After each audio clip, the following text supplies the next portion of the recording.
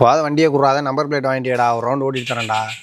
இல்லைடா first service விடுற வரைக்கும் ஒரு ஆள் கைப்பட வண்டி இருக்கணும். அதனால் வண்டி இப்போ தரமாட்டேன்.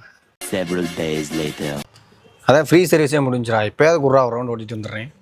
இல்லைடா ஒரு ஆள் கைப்பட வண்டி வச்சு ஓட்டிக்கிட்டு இருக்கேன். நான் யார்ட்டையும் கொடுக்குறது இல்லைடா, கோச்சுக்காடா. A few years later.